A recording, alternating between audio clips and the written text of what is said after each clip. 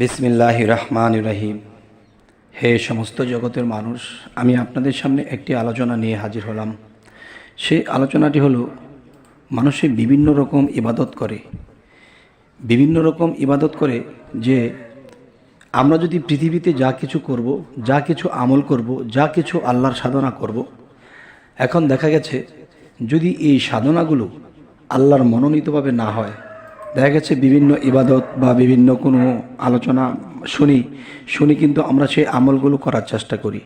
সে আমলগুলো যখন করার চেষ্টা করি, কিন্তু দেখা যায় যে উদ্দেশ্যে করি, যে দুনিয়াতে যদি আমরা ফল লাভ করতে পারি, দুনিয়াতে যদি আমরা আমার দেহে আমার চেহারার মধ্যে নূর চমকাইতে চেষ্টা করি, যে দুনিয়াতে যদি আমি আলোকিত হই, তাহলে আখেরাতে আমি আলোকিত থাকতে পারবো।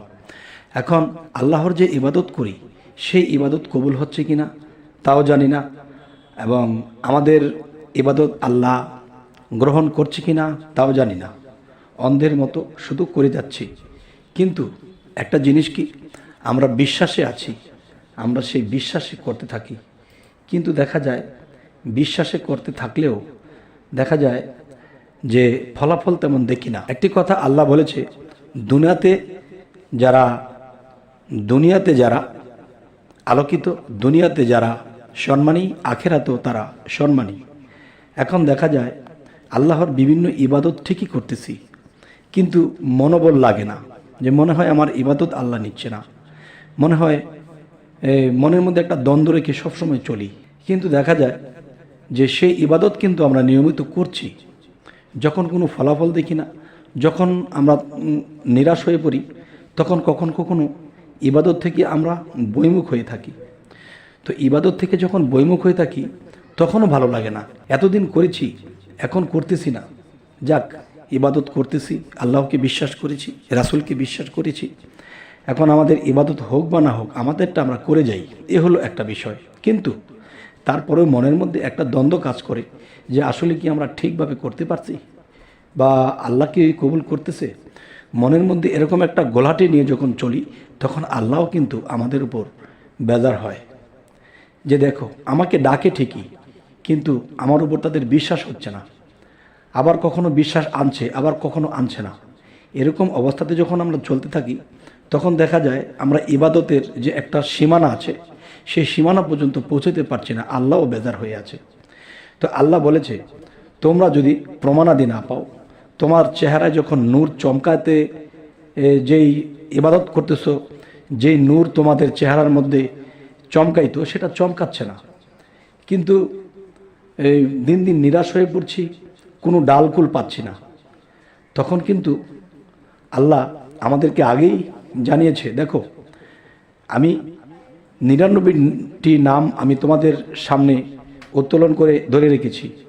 এখন এই নামগুলো যদি তোমরা জপতে থাকো, তাহলে দেখবা যে তোমার ইবাদতের কি ফলাফল তুমি পাচ্ছ কি পাচ্ছ না, তা তোমরা বুঝতে পারবে আলহামদুলিল্লাহ। তবে সেই নামটি আপনাদের সামনে তুলে ধরব।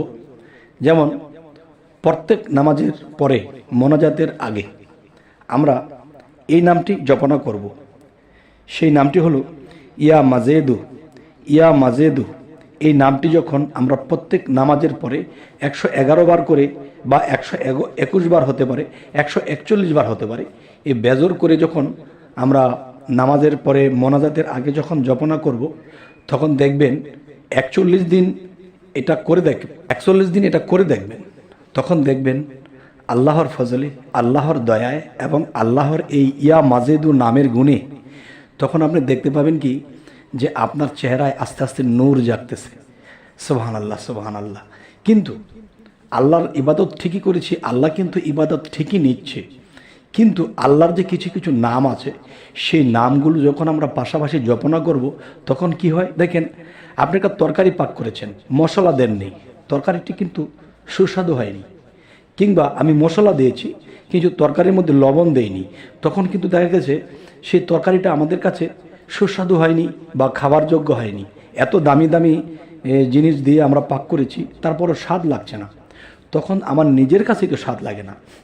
যখন আল্লাহর ইবাদতের পাশাপাশি আমরা ইয়া মাজেদু এই নামটি জপনা করব, তখন আল্লাহ সেই ইবাদতকে টেস্ট করে দেবে, স্বাদ করে দেবে। এবং সেই ইবাদত যখন করব তখন পৃথিবীতে বহু খারাপ মিথ্যা প্রবঞ্চনা থেকে আমরা দূরে থাকতে পারবো। এবং দিন দিন আমি বিভিন্ন খারাপ থেকে যখন আলাদা হয়ে যাব তখন কি হবে, চেহারার মধ্যে সেই নূর ঝলকাতে থাকবে। সুবহানাল্লাহ, সুবহানাল্লাহ।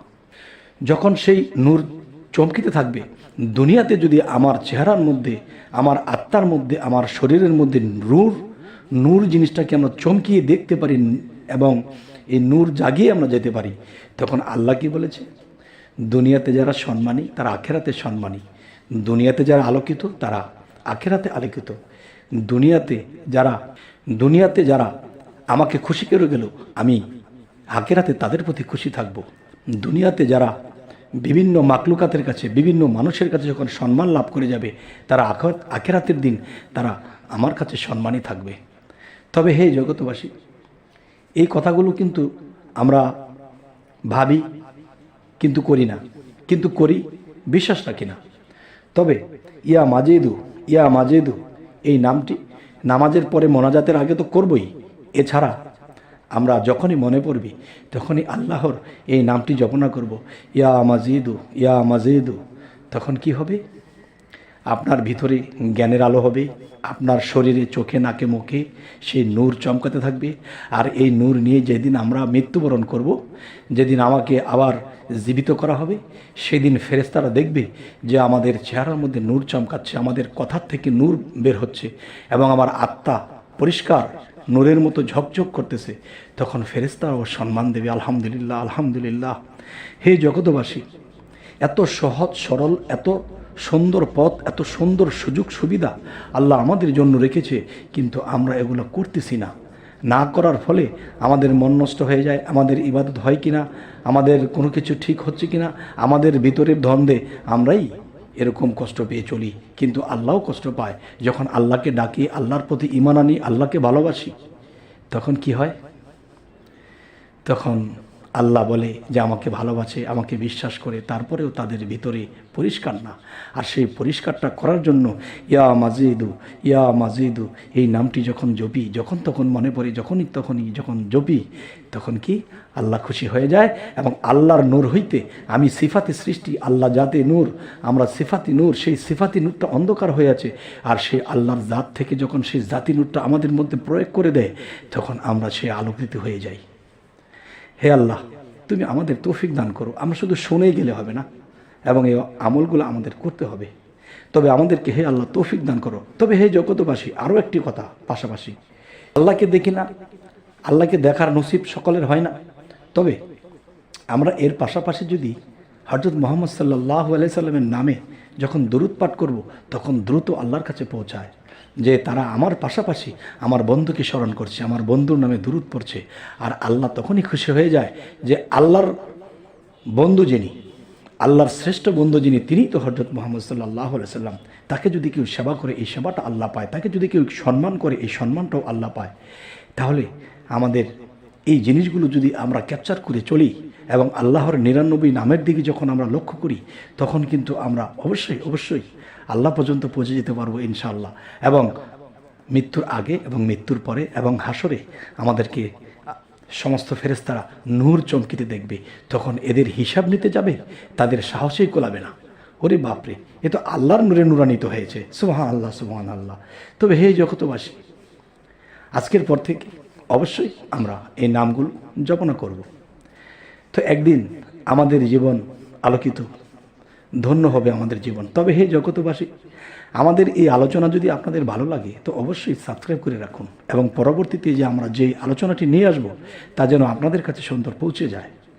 তো সকলেই ভালো থাকবেন। আল্লাহ হাফিজ।